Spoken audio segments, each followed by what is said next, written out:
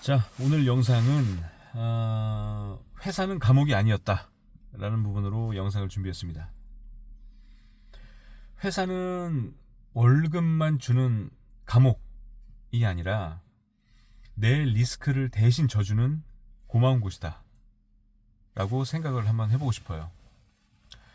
자, 내 리스크를 대신 해준다는 게 무슨 말이냐. 사업 얘기를 하는 거예요. 사업. 퇴사를 내서 개인 사업을 했을 때 모든 리스크는 자기 자신, 사장이 안고 가야 되는 거죠. 회사도 지금 다니시는 직장도 리스크는 사실 사장이 안고 가는 거죠. 회장이나. 내 자신이 안고 가는 건 아니죠. 내 자신의 리스크는 급여나 진급에 대한 누락이나 만족하지 못할 보상이 리스크가 되겠죠. 이제 그런 부분이 리스크인데,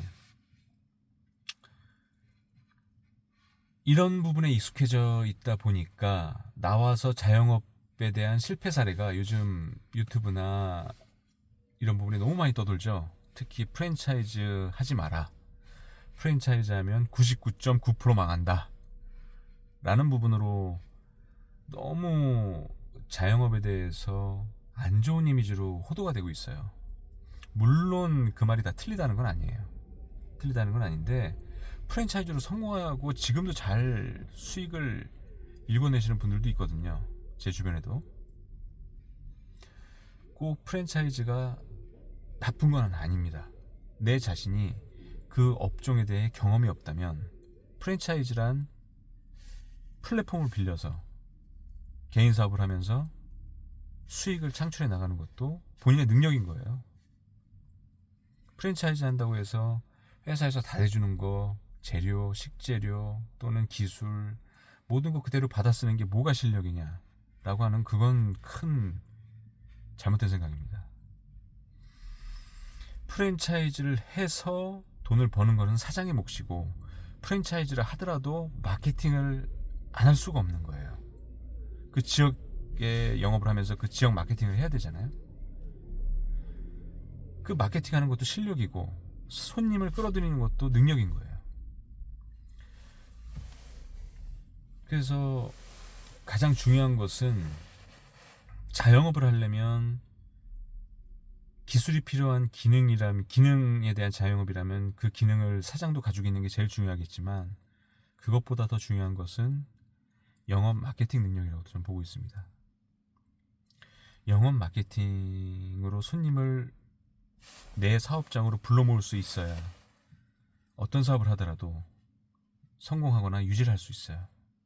이게 기본입니다. 현재 내 자신이 직장에서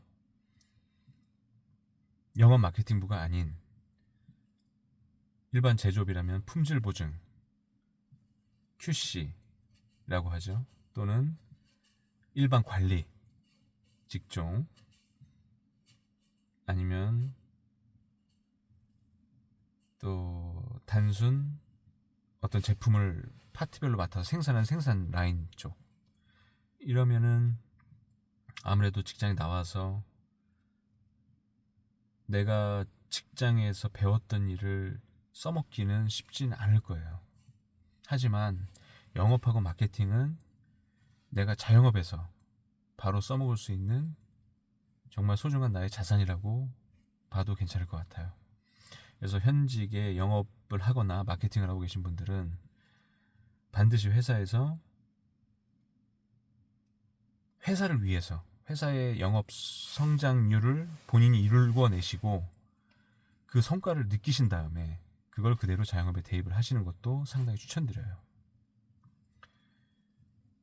저 같은 경우는 회사에서 좋은 회장님을 만나서 그 회장님 밑에서 각종 부서를 두루 겸임하면서 한 직장에서 약 15년 차로 장기 근속을 하면서 최연소 임원이 됐었고, 또 많은 걸 배웠어요, 덕분에. 그래서 지금 영상을 계기로 그 회장님께 상당히 지금도 감사하다는 마음 항상 가지고 있습니다.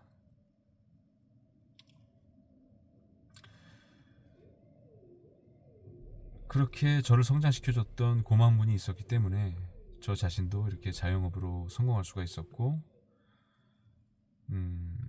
N잡러가 됐었죠. M잡러가 됐죠. 지금 현재 N잡러가 돼서 사업체를 3개를 성공적으로 좀 운영하고 있고, 또 프리랜서로도 지금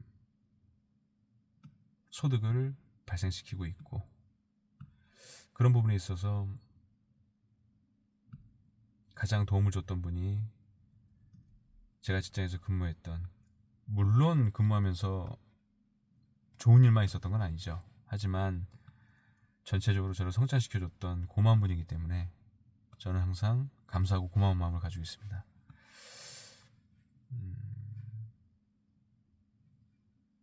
모든 직장인들한테 좀 말씀드리고 싶어요. 뭐냐면 사회생활하면서 안 좋은 일이 없을 수가 없어요.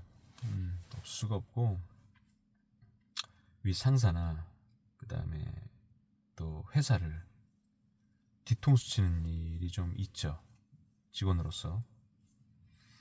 이제 그런 부분들은 다시 한번 생각을 해보셨으면 좋겠어요. 본인한테도 좋을 게 없고, 회사에서도 좋을 게 없고,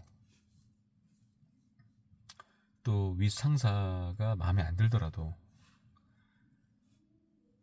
정말 아닌 경우에는 한 번쯤 얘기를 하고, 본인이 정말 못 다니겠다면 퇴사할 수밖에 없겠지만, 얘기를 해서 개선할 수 있으면 개선할 수 있는, 또 그런 소양을 가진 상사라면 또 개선해서 같이 좋은 관계로 유대관계를 맺으면서 가는 것도 본인의 소양이고 상사의 소양인 거예요. 그러면서 사회성이 길러지고, 또 자영업을 해서도 직원들을 어떻게 관리하면서 유지시킬지, 그거를 배울 수 있는 거거든요. 그래서 하루하루, 직장생활의 하루하루가 감옥이 아니라 내가 나중에 직장을 나와서라도 내 자신이 성장할 수 있는 발판이 되는 곳이다 라고 하시면서 근무를 하시면 상당히 고마운 소중한 공간이다 라고 느끼실 수가 있을 겁니다. 그래서 회사 동료들하고 연락을 못하는 분들이 좀 많은 것 같아요. 보면 연락이 끊기거나 그런 분들이 좀 있는데, 그런 분들 보면 대부분 퇴사해서 다른 직장을 제대로 못 구했거나, 아니면 관리 사무직이었는데 소위 말해서 화이트 칼라였는데 블루 칼라로 이제 바뀐 경우에 연락이 좀 끊기는 것 같아요. 이제 본인 자신이 직장에 있을 때 화이트 칼라였을 때는 직함을 가지고 여러 업체를 거느리면서 나름 그래도 사회에서 상대적으로 지위가 있다고 생각했던 거죠. 그러면서 이제 블루 칼라로 전향을 하면서 그런 부분에 있어서의 박탈감, 또 소외감, 또 무력감, 우울감, 이런 부분으로서 인간관계에 변화가 생기게 되는 것 같아요. 그래서 그런 부분에 대한 인간관계도 잘 유지하는 것도 개인의 소양이니까, 또 상대방도 그렇게 생각 안 할 수도 있어요. 예. 직장에서 수년간, 또 10여 년간 넘게 봤던 동료라면 충분히 이해하고 그럴 수 있으니까, 서로가 대인관계의 중요성을 잊지 마시고 심리적 위축을 극복하시길 바라는 마음에서 오늘 영상 한번 만들어 봤습니다. 자, 영상 좋으셨다면 구독과 좋아요 부탁드리고 다음 영상에서 뵙도록 하겠습니다.